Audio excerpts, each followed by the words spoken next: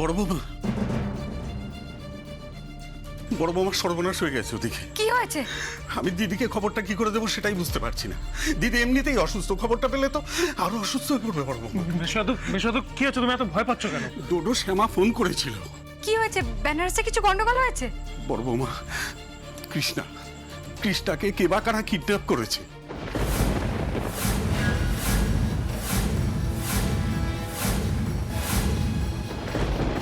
কি বলছেন আপনি? কিন্তু এটা কি করে সম্ভব? কিডন্যাপ? কৃষ্ণাকে কে কিডন্যাপ করবে? কেনই বা করবে? আচ্ছা, ও তো গান গাইতে গেছিল বেনারসে। তাই তো গিয়েছিল, কিন্তু শয়তানের চোখ তো সব জায়গায় থাকে ডোডো। শয়তান? হ্যাঁ, শ্যামা ফোনে বলল নিখিলের উপর যে হামলা করেছিল সে অমরেন্দ্র চক্রবর্তী। সে নাকি লোক লাগিয়ে কৃষ্ণাকে তুলে নিয়ে গেছে।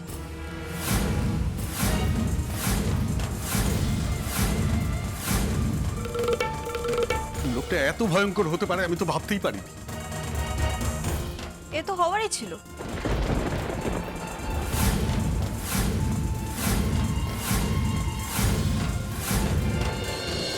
কি বলছো তুমি সিনা? হওয়ার ছিল মানে? আন্টি, ছোট কাম্মা নিজের চারিদিকে এত শত্রু বানিয়ে রাখলে এটা হওয়া তো কোয়াইট পসিবল। চুপ করো সিনা, এসব কথা মুখেও এনো না। আমি শুধু ভাবছি মাকে কথাটা কি করে বলবো। বড় বৌমা, আমি বলছি কি দিদিকে এক্ষুনি কিছু জানানোর দরকার নেই। শ্যামা এমনিতেই চেষ্টা করছে মেয়েটাকে খুঁজে বের করার। দেখা যাক কি হয়।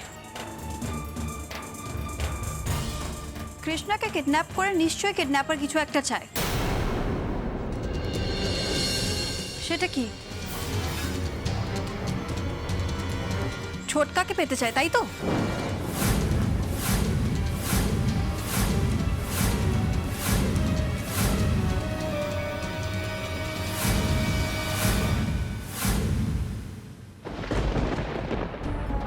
কিন্তু এরকম ভাবে একটা পিঠের জুড়ুলের বেসিসে আমরা তো কোনো মানুষকে খুঁজে বের করতে পারি না।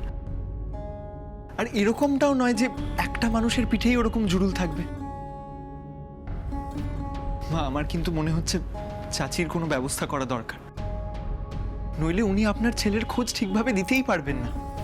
অনিরুদ্ধ, আমি এখন কি ব্যবস্থা করবো? আমি তো কিছুই বুঝতে পারছি না। মা, চাচি যদি এতদিন ধরে এই ড্রাগসগুলো নিয়ে থাকেন তাহলে উনি তো ওই ড্রাগসের উপর ডিপেন্ডেন্ট হয়ে গেছেন। এরপরে ঘোর কাটলেই উনি আবার ওই ড্রাগস নিতে চাইবেন, নইলে উইথড্রয়াল সিমটমস হবে, তখন তো ওনাকে আর সামলানো যাবে না। এই কারণেই তো আমি হসপিটালের কথা বলছিলাম, কারণ একবার যদি ওনার উইথড্রল শুরু হয়ে যায় তাহলে কিন্তু উনি ভায়োলেন্ট হয়ে যেতে পারেন। কিন্তু ডাক্তারবাবু, সেক্ষেত্রে তো বোধহয় হাসপাতালের থেকে রিহ্যাবে দেওয়া ভালো। কি অনিরুদ্ধ, তুমি কি বলছো বলো? হ্যাঁ, সে তো নিশ্চয়ই। দিদি, শোনো না দিদি, বলো না আমার ছেলেকে কেমন দেখতে? আমি আমি কিভাবে চিনবো আমার ছেলে কোনটা? দিদি বলো না আমার ছেলেকে কেমন দেখতে? আমি ঠিক চিনে নেব। ওই সুরত আমার আঁখর সামনে আছে।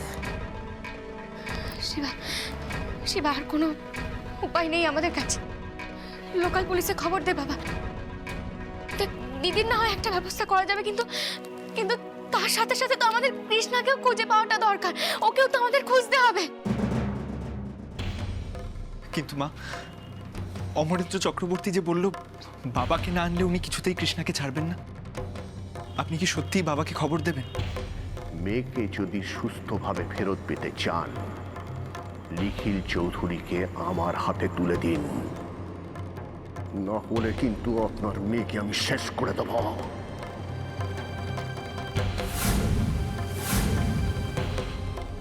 মা, কি হলো বলুন। জানি না অনিরুদ্ধ, কিচ্ছু জানি না। কোনটা আগে করব কোনটা পরে করব কিচ্ছু বুঝতে পারছি না আমি। একদিকে কৃষ্ণার এই অবস্থা, একদিকে তোমরা বলছো দিদির এক্ষুনি কোনো একটা ব্যবস্থা করতাম। আমি কিচ্ছু বুঝতে পারছি না, কিচ্ছু বুঝতে পারছি না আমি।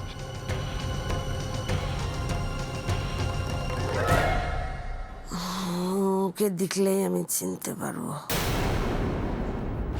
তোর ছিলে ছিনতাইবাজ।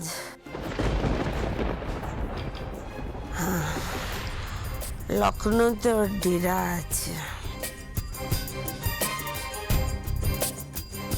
আমি দেখব, ঠিক চিনে নেব।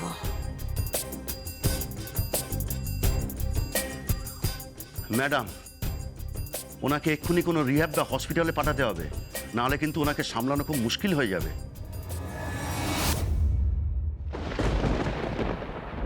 আপনি নিখিল চৌধুরীকে কি করবেন আমার দেখার দরকার নেই, কিন্তু এই কৃষ্ণা রানীকে আমার চাই। ও আমার বুকে জ্বালা মেটে। থাক থাক থাক থাক থাক, এসব ব্যাপারে আমার কোনো ইন্টারেস্ট নেই।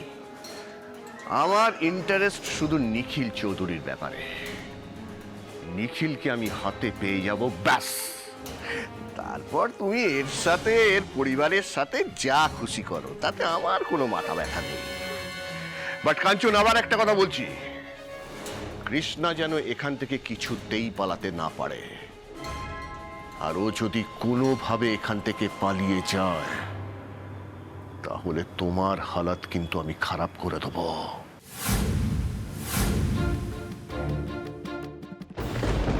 কথাটা যেন মনে থাকে।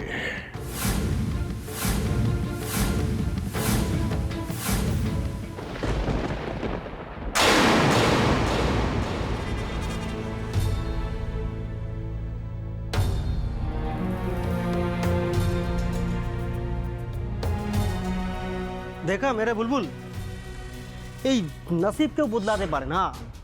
তোমার এই বুড়ি মা কত কোশিশ করলো, কত চেষ্টা করলো, ফিরবি তোমার থেকে আমাকে আলাদা করতে পারলো না। হ্যাঁ, এখন থেকে তুমি শুধু আমার সঙ্গেই থাকবে।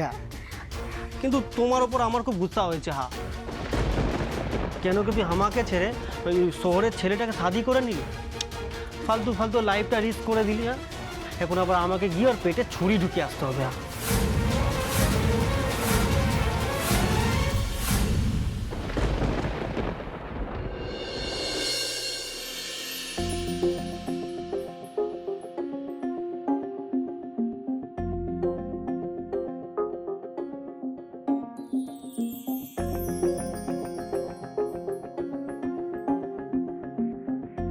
মা, আমার বেরোচ্ছে তাহলে।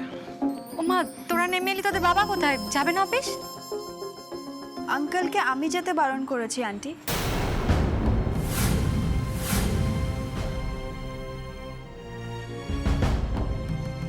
বারণ করেছো? কিন্তু কেন বারণ করেছো? কেন শিনা? বর্দাভাই কেন অফিস যাবে না? না মানে বর্দাভাই অফিসে না গেলে বিজনেস কে সামলাবে? হিসেবগুলো বর্দাভাই ভালো বোঝে। অ্যাকচুয়ালি মেচকা, ব্যাপারটা হচ্ছে বাবার উপর খুব স্ট্রেস হয়ে যাচ্ছিল, তাই আমি বাবাকে অফিসে যেতে না করলাম। দরকার পড়লে বাড়িতে এসে ডিসকাস করে নেব। কিন্তু এখন ব্যবসার এই অবস্থা, তারপরে মাথার উপরে এত টাকা লোনের বোঝা। আন্টি, তুমি এইসব ব্যাপারে একদম টেনশন নিও না। আমি আর ডোডো আছি তো। যা এক্সট্রা প্রোডাকশন হয়েছে সেটা মার্কেটে সার্কুলেট করার ব্যবস্থা আমরাই করে দেব। আর তাছাড়া এই মুহূর্তে আমি আর ডোডো বাদে কোম্পানির অবস্থা নিয়ে খুব একটা কাউকে মাথা ঘামাতেও দেখছি না।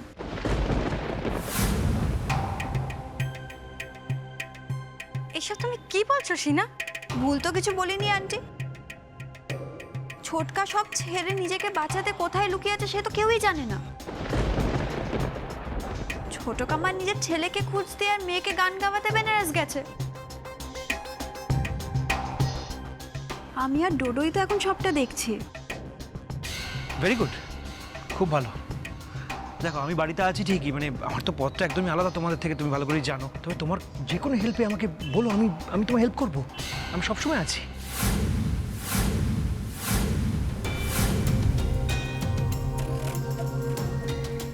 থাক আঙ্কেল, আমার মনে হয় ব্যবসাটা হুট করে এসে করা যায় না। এটা একটা রেগুলার প্রসেস, আর আপনি এই প্রসেসে একদম নেই।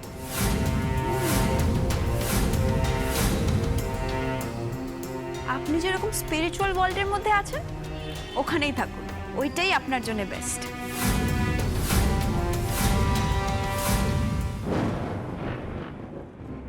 আর আন্টি, আমরা এখন আসছি। চলো ডোডো। চলো। ডোডো, বলছি তোর আজকে প্রথম দিন অফিসে যাচ্ছিস, মাকে প্রণাম করেছিস? না মানে অ্যাকচুয়ালি ঠাম্মির ঘরে গিয়েছিলাম, গিয়ে দেখলাম ঠাম্মি রেস্ট নিচ্ছে, তাই আর ডিস্টার্ব করিনি। আচ্ছা আমরা সন্ধ্যাবেলায় ফিরি, তারপর না কথা বলা যাবে, এখন লেট হয়ে আছে তো আমরা বেরোই। মা ডোটো দেখ, তোরা এখন বড় হয়েছিস, মায়ের কথা শুনবি না জানি, কিন্তু ডোডো বাড়ির ঐতিহ্যগুলো ভুলে যাস না। তুই ছেলে, তাই তোকে এগুলো আমি শেখাতে পারি। যাক, সাবধানে যাস। আন্টি, আজ থেকে আমি আর ডোডো কোম্পানির সব দায়িত্ব নিচ্ছি। আমার মনে হয় না আজ থেকে কোম্পানিকে নিয়ে কাউকে কিছু ভাবতে হবে। ছোটকা আঙ্কেল এত বছর তো সামলেছে ব্যবসাটা, আজ থেকে আমরা সব দায়িত্ব নিলাম, ওকে?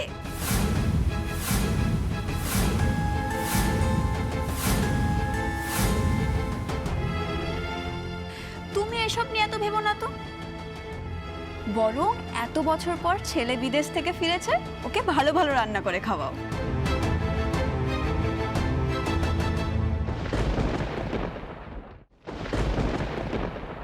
মা, বাইরে তো একটা গাড়ি আছে, আমি ওনাকে একা নিয়ে যেতে পারবো, কোনো সমস্যা হবে না। যা ভালো বুঝিস কর, কিন্তু কিন্তু তাড়াতাড়ি কর। অনেক তো ধরো তো একটু চাচি, আস্তে। চাচি আস্তে আস্তে ওঠার চেষ্টা করো। সাবধানে আস্তে আস্তে আস্তে। আচ্ছা, দিদি তো বললো যে দিদি আমার ছেলেকে দেখলে চিনতে পারবে, তাহলে কি আমার ছেলে দিদিকে দেখলে চিনতে পারবে? মা, নাও চিনতে পারে। লখনৌতে তো আমিও ভিক্ষে করতাম, তখনকার কারোর মুখে আমার চেনা নেই। আচ্ছা ঠিক আছে বাবা, এইসব কথা এখন ছাড়, তুই আগে দিদির ব্যবস্থা কর। যা, সাবধানে বাবা। সাবধানে, অনিরুদ্ধ দা, সাবধানে।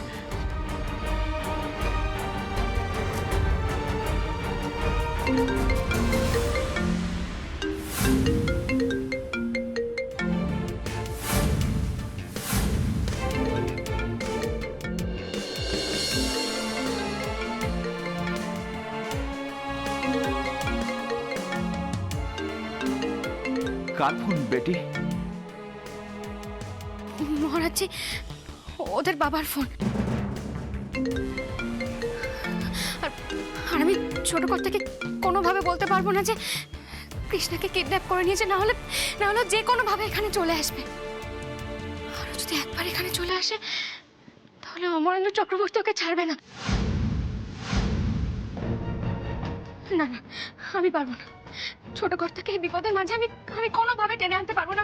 আমি বলবো না। মা, মা আপনি প্লিজ শান্ত। বাবাকে কিচ্ছু জানাতে হবে না, বাবাকে জানাতে হবে না, আমরাই খুঁজে বার করবো কৃষ্ণা কোথায় আছে। অনিরুদ্ধ, আমাদেরকে মাথা ঠান্ডা করে ভাবতে হবে যে ওই অমরেন্দ্র চক্রবর্তী কৃষ্ণাকে ঠিক কত দূর নিয়ে যেতে পারে, আর কোথায় বা থাকতে পারে ওরা।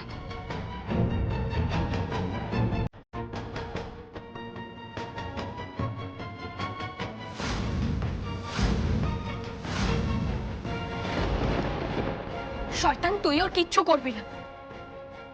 আমি তোদের কি ক্ষতি করেছি বলতো? তুই আমাদের কেন ক্ষতি করতে চাইছিস? তুমি আমার দিল চুরি করেছো কৃষ্ণা, হ্যাঁ? আর বলছো কি ক্ষতি করেছো? এতদিন আমি তোমার প্রেমে পাগল ছিলাম কৃষ্ণা। তুমি কেন আমাকে কেন ভালোবাসো না বলো? কেন ভালোবাসো না? আমাকে ছেড়ে তুমি তোমার শহরের বোর্ডটাকে ভালোবাসছো। ভালোবাসা আমি ঘুচিয়ে দেবো।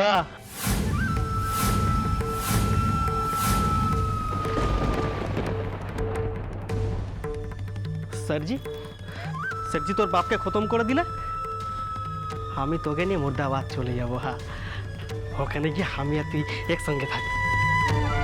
আগে ভাবতাম কি তোকে কোঠিতে রাখবো, কিন্তু না, এখন ঠিক করলাম যে আমার সঙ্গে আমার বাড়িতেই থাকবি। হ্যাঁ, আমাদের ছোট ছোট বাচ্চা হবে। হ্যাঁ, সারা ঘরময় নাচবে, খেলবে, ঘুরবে। তুই ডাল সবজি রান্না করবি, আমরা সবাই মিলে খাবো।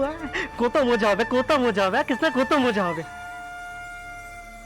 শোন না কৃষ্ণা, আমি তোকে খুব ভালোবাসি, সত্যিই খুব ভালোবাসি। তুই যদি আমার না হোস তো অন্য কারো হতে দেব না।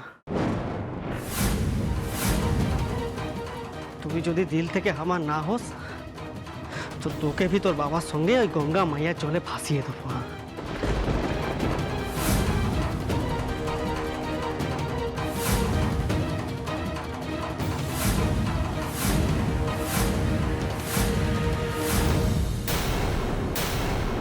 শিনা, একটা কথা তোমাকে জাস্ট মনে করিয়ে দিই। তোমরা দায়িত্ব নিতে চাইছো, নাও, কোনো অসুবিধা নেই। তবে একটা কথা মাথায় রেখো, এই কোম্পানির মালিকানা কিন্তু এখন 3 ভাইয়ের নামই আছে, অশোক, অরুণ আর নিখিল। তো এই কোম্পানির বিষয়ে কোনো বড় সিদ্ধান্ত নিতে হলে তোমাদের আমাদের অনুমতি নিতে হবে, সেটা মনে রেখো।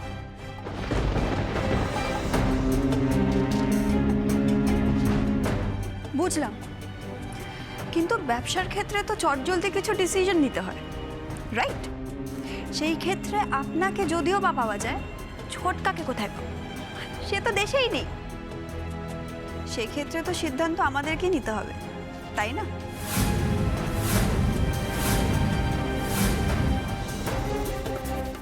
না শিনা, দেখো, যতদিন তোমাদের আঙ্কেলরা এখানে রয়েছে ততদিন ওদের কাছ থেকে পরামর্শ নিতে হবে কাজের ব্যাপারে। দেখো, তোমার ছোটকা এখানে নেই, কিন্তু পাওয়ার অফ অ্যাটর্নি তো শ্যামাকে দিয়ে গেছে।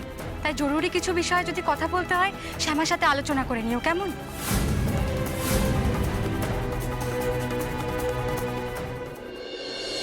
দেখো, তোমরা ছেলে মানুষ, তোমাদের অভিজ্ঞতা কম।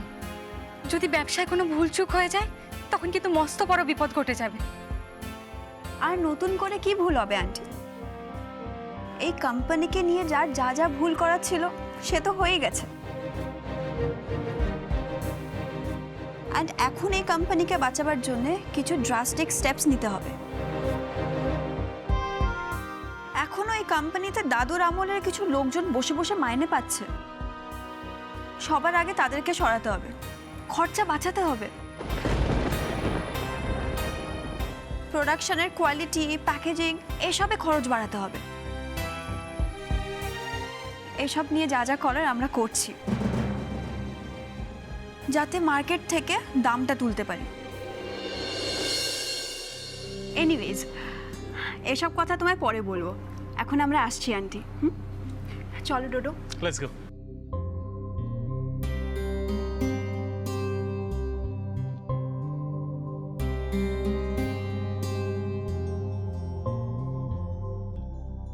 বড় বৌদি, দেখো, ডোডো আর সিনা যেটা প্ল্যান করছে সেটা কিন্তু ঠিক হচ্ছে না, মানে আমাদের কোম্পানির জন্য ঠিক হচ্ছে না। তুমি তো ব্যাপারটা বুঝতে পারছো, এটা হতে দেওয়া যাবে না। কিন্তু দেখো, আমাদের বিজনেস বর্দা ভাই থেকে বেটার কে সামলেছে? কখনো কেউ সামলাতে পেরেছে? বর্দা ভাই একজন এফিশিয়েন্ট বিজনেসম্যান, বুঝতে হবে সেটা আমাদের। ডোডো আর সিনা তো কিছু ভুল বলেনি অশোক। ওরা যদি নিজে থেকে ব্যবসার দায়িত্ব নিতে চায় তাহলে ক্ষতি কি? দেখ, সীমা ব্যবসায় আগ্রহী নয়। এখন যদি মুন্নি আর অনিরুদ্ধ ব্যবসার দায়িত্ব নিতে চাইতো তাহলে কি এতগুলো প্রশ্ন উঠতো? তাহলে ডোডো আর সিনার বেলায় এতগুলো কথা উঠছে কেন? না বর্দা ভাই, তুই বুঝতে পারছিস না। দেখ, ডোডো আর সিনজিনি দায়িত্ব নিচ্ছে, তাতে আমার কোনো অসুবিধা নেই। নিকটা দায়িত্ব, ওদের ব্যবসা ওরা দায়িত্ব নিচ্ছে, প্রবলেম কি আছে? কিন্তু দেখ, আমরা একটা অলরেডি বড় লসের মধ্যে আছি, তাই না? মানে কত টাকা লস হয়েছে ভাব শুধু একবার। তারপরে নতুন করে এই প্রোডাক্টগুলো যদি মার্কেটে না চলে, তখন আবার একটা বড় লস হয়ে যাবে। সেটা আমরা নিতে পারবো না, এই ধাক্কাটা নিতে পারবো না। তাই বলছি, মানে যাই করুক না কেন, ওরা আমাদের সঙ্গে একটু আলোচনা করে নিলে ভালো হয়। That's it.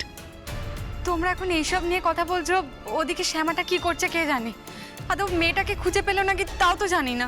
পাপিয়া, শ্যামা কিছু জানতে পারলে তো ফোন করে জানাতো, তাই না?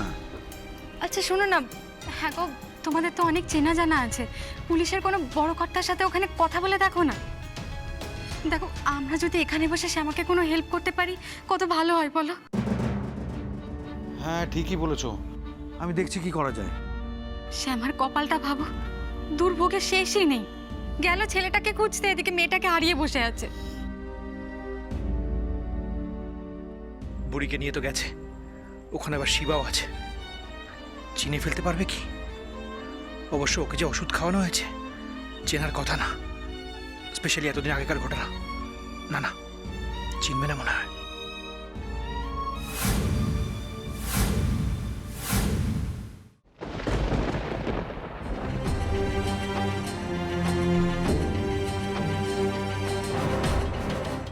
মা তুমি কি বাবাকে ফোনে পাচ্ছ না? না রে, দেখ না ফোনটা বেজেই চলেছে, অথচ ফোনটা রিসিভই করছে না। বাবা হয়তো বিজি আছেন কোনো কাজে, নিশ্চয়ই কল ব্যাক করবে। অনিরুদ্ধ, একটা কথা বলবো, বল। বাবাকে ডেকে আনাটা কিন্তু বাবার জন্য খুবই রিস্কি, তুমি বুঝতে পারছো তো সেটা? আমি বুঝতে পারছি না শিবা, আমি কিচ্ছু বুঝতে পারছি না। আমার কি করা উচিত কি করা উচিত না আমি কিচ্ছু বুঝতে পারছি না। জানিস তো শিবা, তোর বাবাকে ছাড়া না আমার বড় অসহায় লাগছে, জানিস তো। আজ যদি তোর বাবা এখানে থাকতো, দেখতি কোনো না কোনো ভাবে ও কৃষ্ণকে ঠিক খুঁজে বার করতো। আমার ভয় লাগছে অন্য জায়গায়। এই কাঞ্চন, অমরেন্দ্র চক্রবর্তী, আমি দুজনকে খুব ভালো করে চিনি রে। এরা সাংঘাতিক, এরা খুব খারাপ রে। আমার এটাই ভয় লাগছে, ওরা কোনোভাবে যদি আমার মেয়েটার ক্ষতি করে দেয়, তখন আমি কি করবো? মা আপনি এরকম কেন ভাবছেন? কৃষ্ণার কেউ কোনো ক্ষতি করবে না, কৃষ্ণার কিচ্ছু হবে না। অনিরুদ্ধ, তুমি বুঝতে পারছো না। এই অমরেন্দ্র চক্রবর্তী, এই লোকটা নিজের মেয়ের মৃত্যুর জন্য তোমার বাবাকে দায়ী করে। আর তোমার বাবাকে যদি কোনোভাবে ওর সামনে না আনি, তাহলে ও আমার মেয়েকে ছাড়বে না, ও আমার মেয়ের ক্ষতি করেই ছাড়বে। তুমি বুঝতে পারছো না অনিরুদ্ধ, আমরা অনেক বড় একটা সমস্যার মধ্যে পড়ে গেছি। মা তুমি শান্ত হও, তুমি এত চিন্তা করো না, আমরা তো আছি। শিবা, তুই বুঝতে পারছিস না আমি শান্ত হয়ে কি করে বসবো বলতো? আমার ভেতরে যে কি চলছে সেটা শুধুমাত্র আমার কৃষ্ণ জানেন। একদিকে আমার মেয়ে আর অন্যদিকে আমার স্বামী। আমি কাউকে হারাতে চাই না। কারোর কোনো ক্ষতি হয়ে গেলে আমি সেটা কোনোভাবে সহ্য করতে পারবো না, কোনোভাবে না।